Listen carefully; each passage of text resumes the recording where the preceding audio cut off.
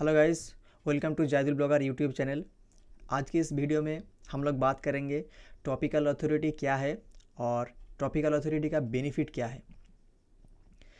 तो सबसे पहले हम लोग जानेंगे ये टॉपिकल अथॉरिटी एक न्यूज़ साइट के लिए इतना इम्पोर्टेंट क्यों है। तो एक टॉपिकल अथॉरिटी एक ऐसा अथॉरिटी है आपके वेबसाइट का जिसका आप अपने वेबसाइट में अपने एक्सपर्टाइज को शो करेंगे।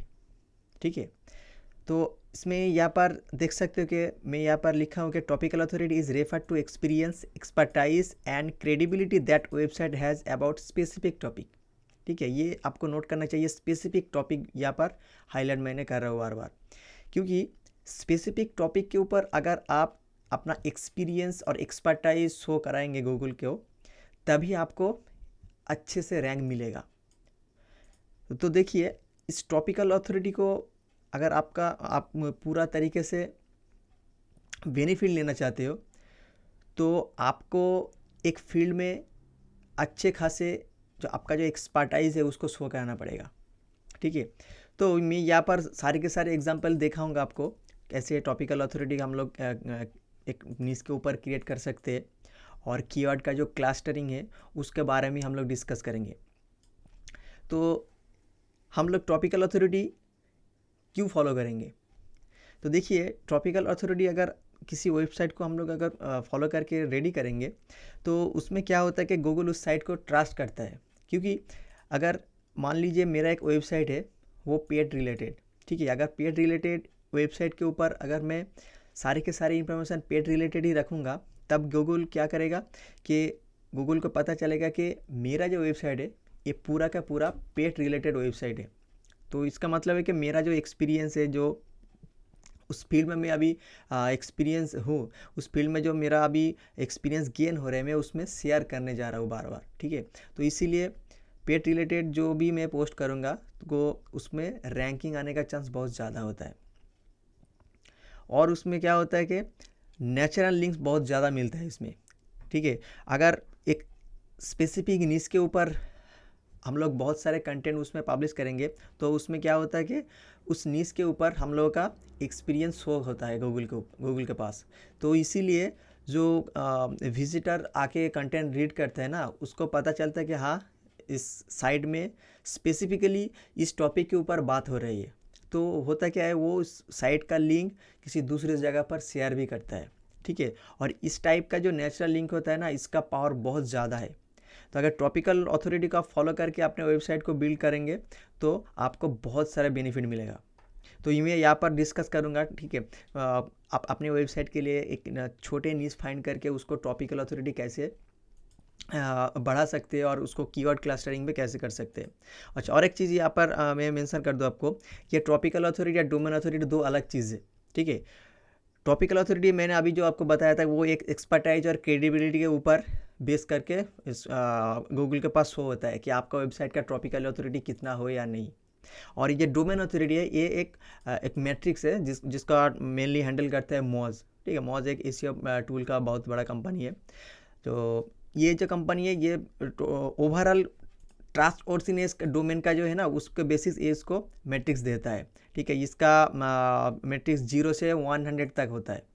अभी यहाँ पर देख सकते हो कि ये जो मेरा.com का जो साइट है इसमें डोमेन अथॉरिटी 74 कह रहा है। तो ये डोमेन अथॉरिटी मॉज का है, ये सिर्फ 0 से 100 तक के आसपास अंदर ही उस मैट्रिक को शो करता है। ठीक है, तो टॉपिकल अथॉरिटी या डोमेन अथॉरिटी का यहाँ पर आपको पता हो गया होगा कि उसका डिफरेंस क्या है।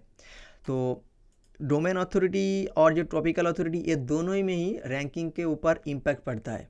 ठीक है, तो टॉपिकल अथॉरिटी का अगर अब मैं आसान तरीके से समझाऊँ कि ये टॉपिकल अथॉरिटी आप जो फील्ड पर ब्लॉगिंग कर रहे हैं ना, उस फील्ड के ऊपर ही आप अपना पूरा एक्सपीरियंस शेयर करेंगे, तभी आपका जो अथॉरिटी है वो बिल्डअप होते जाएगा।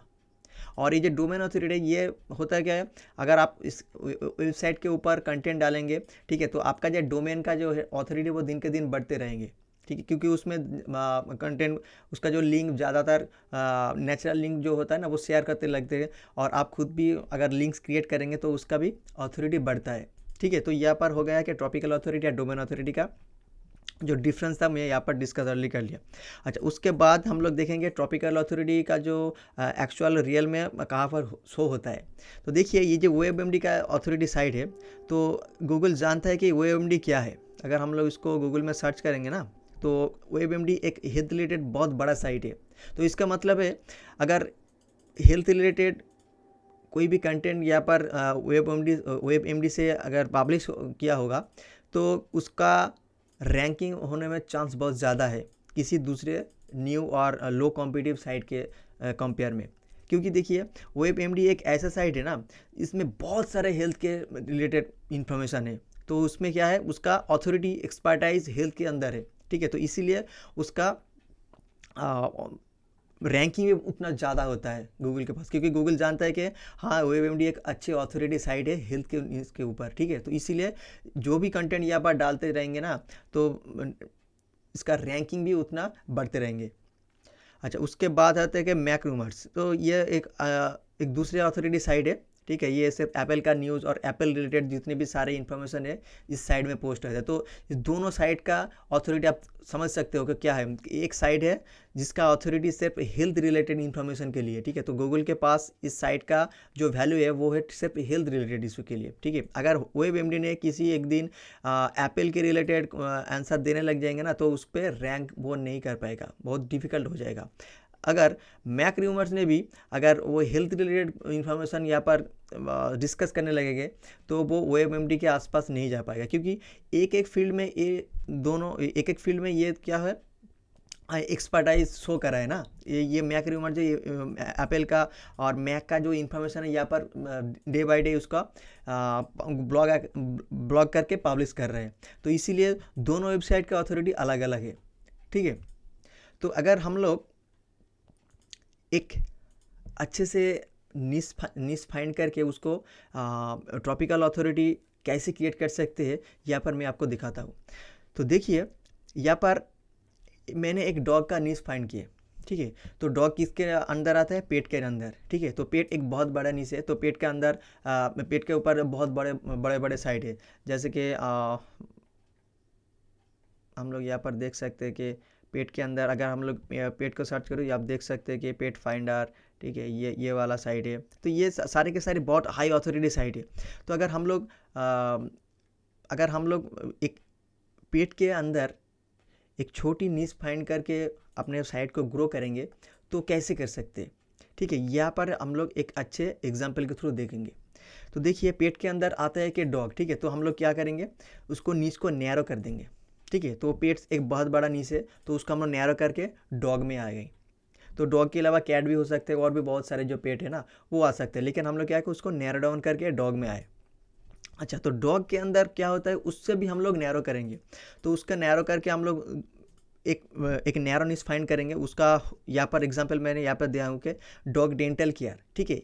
डॉग के अंदर आ गया कि आपका डॉग डेंटल केयर एक छोटा सा निश हो गया, ठीक है। डॉग के अंदर डॉग डेंटल केयर। यहाँ पर हम लोग क्या करेंगे, डॉग डेंटल केयर का जो वेबसाइट होगा हम लोगों के पास, उसमें डॉग के डेंटल के जो इंफॉर्मेशन होता है ना उसके सारे के सारे डिस्कशन यहाँ पर करेंगे हम लोग। क्योंकि देखिए अगर हम लोग डॉग डेंटल के जो इशू होता है ना उसमें अगर हम लोग के साइट के ऊपर सारे के सारे इन्फॉर्मेशन यहाँ पर देते रहेंगे तो गूगल क्या समझेगा कि हाँ इस साइट ने डॉग डेंटल केयर के बारे में बहुत सारे इन्फॉर्मेशन दिया है। तो अगर हम लोग डॉग डेंटल के बारे में कोई भी कंटेंट डालेंगे तो उसका रैंक बहुत अच्छे से मिलेगा, क्योंकि हम लोगों का साइट सिर्फ डॉग डेंटल केयर के अंदर ही है, ठीक है। तो उसका अथॉरिटी है, एक्सपर्टाइज है सब डेंटल के अंदर, ठीक है।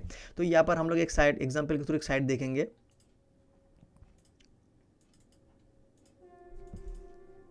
देख सकते हैं कि ये वेटनरी डेंटल केयर, तो ये सिर्फ के सिर्फ डेंटल केयर के ऊपर काम कर रहे हैं, ठीक है। इसमें ये जो साइट है ये डॉग के अलावा कैट को भी टारगेट कर रहा है और उसके साथ साथ और भी 2-3 हो सकता है कि पेट एनिमल को भी टारगेट कर रहा होगा, क्योंकि यहाँ पर डोमेन का नाम ही है वेटनरी, ठीक है। हो सकता है और थोड़ी बहुत पेट एनिमल को टारगेट कर रहे हैं। लेकिन हम लोग क्या करेंगे, हम लोग उससे भी नैरो डाउन करेंगे।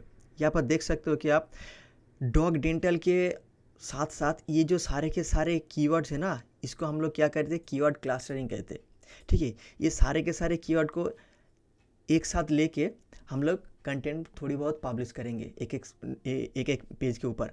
ठीक है, तो पहले कंटेंट आ जाते हैं कि tips for healthy dog teeth, right. एक कंटेंट आ गया, तो इस कीवर्ड के ऊपर हम लोग जो कंटेंट लिखेंगे तो उस कंटेंट का जो मेन नीश होगा वो है कि डॉग डेंटल केयर के अंदर। ठीक है, तो इस कीवर्ड का जो मेन सब नीश होगा, उसकी मेन जो नीश होगा वो है डॉग डेंटल केयर। तो अगर हम लोग डॉग डेंटल केयर के अंदर जितने भी सारे कीवर्ड होते जाएंगे, हम उसको 1 बाय 1 उसको ब्लॉग बना के साइड में पोस्ट करेंगे, ताकि डॉग डेंटल के जो अथॉरिटी है वो हम लोग गूगल के पास दिखाए।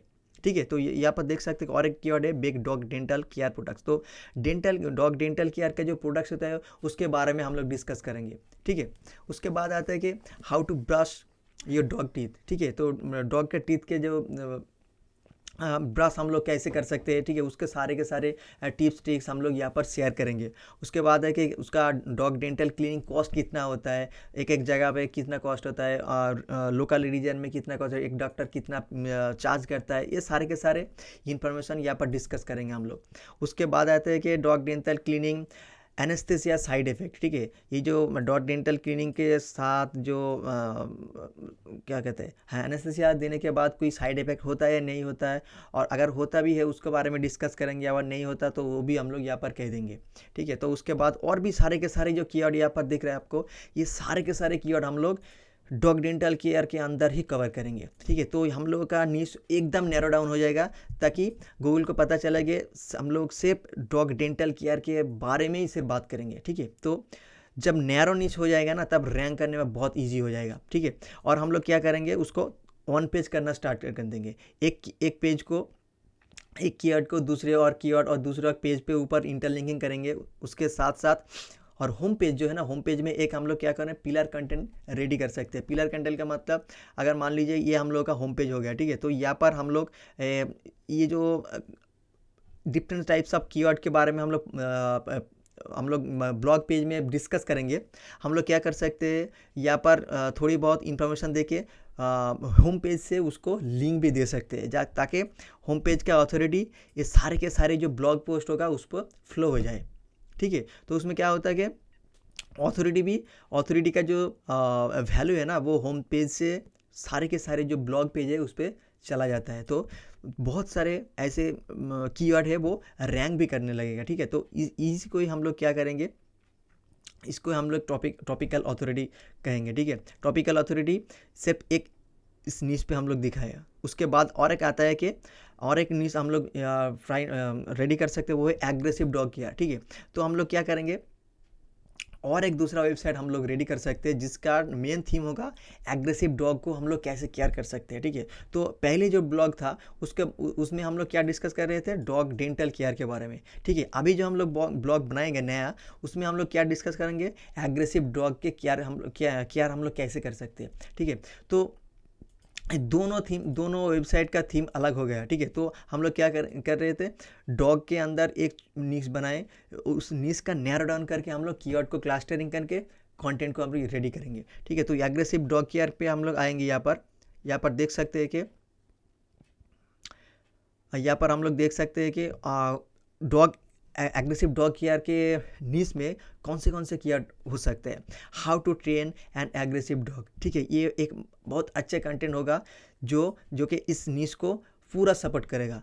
ठीक है, उसके बाद आता है कि advice for boarding and aggressive dog, ये भी एक अच्छे कंटेंट है। Should I send my aggressive dog to day care, ये भी एक अच्छे कंटेंट। तो ये जो सारे के सारे कीवर्ड का कंटेंट हम लोग रेडी करेंगे ना, तो ये पूरा ही एग्रेसिव डॉग का जो माइक्रो नीश है उसका ऑथोरिटी बिल्डअप करेगा। ठीक है, तो गूगल जब ऑथोरिटी हम लोग बिल्डअप करेंगे तो उसमें गूगल का भी ट्रस्ट ज़्यादा दिन तक बढ़ते रहेंगे। जितने दिन आएंगे ना उसको बढ़ते रहेंगे। तो इतने भी सारे हम लोग यहाँ पर कीवर्ड देख रहे हैं ना, वो सारे के सारे इस नीश के अंदर है। तो उसको as a cluster, keyword cluster कह के हम लोग उसको कवर करेंगे, ताकि हम लोग का ऑथोरिटी दिन ब दिन बढ़ते रहे। तो यहाँ पर हम लोग इसका एग्जाम्पल देखेंगे, इस साइट को लेके। एग्रेसिव डॉग, ये आप देख सकते हैं कि इसका डोमेन का नाम ही एग्रेसिव डॉग है, तो इसका मतलब है कि ये एग्रेसिव डॉग के बारे में ज़्यादातर इंफॉर्मेशन यहाँ पर दे रहा है, ठीक है। तो गूगल को पता चल गया कि हाँ, ये जो साइट है ये सारे के सारे इंफॉर्मेशन एग्रेसिव डॉग के बारे में दे रहा है, ठीक है। तो एग्रेसिव डॉग के बारे में जितने भी कंटेंट यहाँ पर डालते रहेंगे ना, तो बहुत हाई चांसेस है दूसरे किसी और साइट से ऊपर ये रैंक करने का, ठीक है। यही एक सबसे बड़ा टॉपिकल अथॉरिटी का एग्जाम्पल है। यहाँ पर आप देख सकते हो कि ये देखिए आप, डॉग पोस्ट है, इसमें कोर्स रिलेटेड इन्फॉर्मेशन भी है, या हो सकता है कि ये कोर्स भी सेल कर रहे हैं। अच्छा, तो हम लोग यहाँ पर आर्टिकल्स में आके देख सकते हैं कि कितना टाइप का कंटेंट यहाँ पर है। अच्छा, यहाँ पर देखिए tiny terrors, why do toy breeds dog have such a aggressive reputation, right? So this type of information we can publish in our sites, right? So यहाँ पर देख सकते हैं कि ये पूरा कंटेंट यहाँ पर सिर्फ पब्लिश किया, ठीक है। इसमें ऑन पेज भी अच्छे तरीके से नहीं किया होगा, तभी वो बहुत सारे ट्रैफिक गूगल से ले रहे हैं।